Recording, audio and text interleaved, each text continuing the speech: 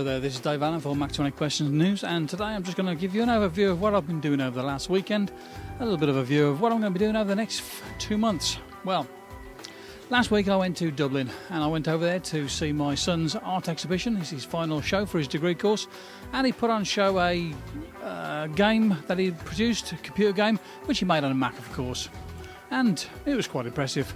He was using one of those fancy sort of twiddly sort of thumb things as the controller. I got a bit confused with it because I'm not used to using one of those things, but overall I was impressed with the game that he produced, and I had a good trip to Dublin as well. While I was over there in Dublin, I was able to introduce my son to the iPad as a way to create art. He's an artist anyway, but he quite liked the idea that you could use applications such as Procreate to be able to draw directly on the iPad.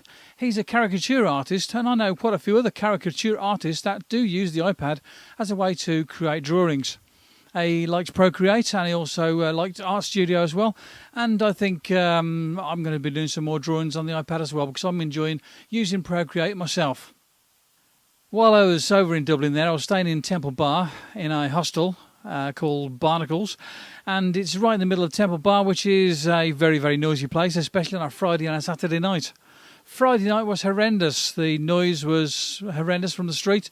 There was a lot of people shouting and screaming and being drunk outside, and also one or two people sort of chatting and chatting each other up, the boys and the girls, even outside the room. And there was comings and goings all night long. I was glad to get a better night's sleep on a Saturday night, I can tell you.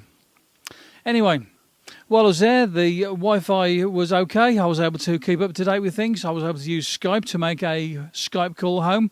Although I was a little confused because I'd got two Skype applications on my iPad. I had the iPhone version on there and the iPad version. I've rectified that now, and now I've just got the iPad version, and it works a whole lot better. Okay, so everything's good. So while I was over there, I was able to take quite a lot of photographs with my 600D camera. I did quite a bit of HDR photography. I'll show you some of these in the video. Also, while I was over there visiting Loch Crew Gardens, which is up in Meath, and I was able to get my hands on a Canon 5D Mark III. Oh my goodness, what a camera that Canon 5D Mark III is. The whole thing exuded quality, much better than my Canon 600D. The lens that it got on there was an expensive lens as well, and it was very smooth when I was using the focus thing as well. And overall, I was dreadfully impressed with it. I wished I could have one, but at the price of it, I don't think I could afford it. They're about $3,500 to buy. So it's going to be a long time before I can get my hands on one of those as my own camera. But my 600D is pretty good anyway, and I like it, so I'll make do. I could do some better lenses, though.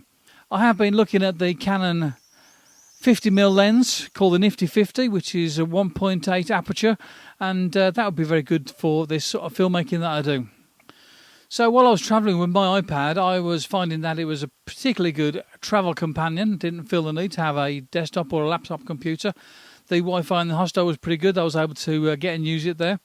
The only time I was looking for something better than what I got with the iPad was when I was in the art exhibition. There was a QR code and some information that was hidden behind it. And if I'd have had the iPad with a camera on it, then I would be able to get into the information. Although, to be fair, I would also have needed to have some sort of Wi-Fi connection or internet connection through 3G. Anyway, I'll be getting an iPad later this year, hopefully.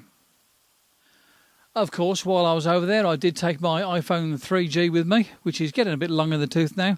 I'd like to upgrade that as well, but I don't think it's going to be possible. Money's only going to go so far, and I think my first priority is going to be to get the new iPad. While I was there, I couldn't really use the phone an awful lot because of the fact I didn't have roaming set up on there. Next time I go away somewhere, I have to get in touch with the mobile phone company and get that sorted. There are an awful lot of applications now these days where you do need to have the internet connection of one sort or another. I wasn't able to use maps over there. One thing that I did do, though, was when I was travelling from one place and I had to find out where the art college was. I had been there once before, but I'd forgotten exactly where to go. Was I downloaded some maps to it while I was in Wi-Fi range in the hostel, and I looked at it on my iPad, and I could see the map there and the directions to the place, and that worked pretty well. While I was over there and I was in the Wi-Fi range, I wanted to set something up on the Safari application with a password. I was amazed to find that 1Password didn't have the functionality to create passwords, or really good passwords.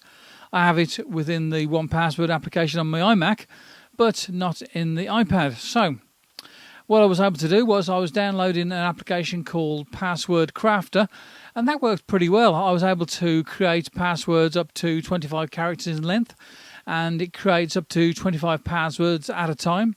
You can switch on whether you want to have all caps, whether you want to have lowercase, whether you want to have symbols in there and numbers. And it's a pretty good application for creating passwords. And there was a light version that was free. So that was pretty good. So I was able to create the password in there, select it, copy it into the clipboard, and then go into Safari to put the password in there. And then once I'd got it in there, I was able to put the password also into the 1Password so that it gets copied back to the iMac as well if I want to get to the same site from my Mac. It was a bit of a workaround, but it did the job. So if you do need to have some passwords created for you that are good passwords on your iPad, then have a look at Password Crafter.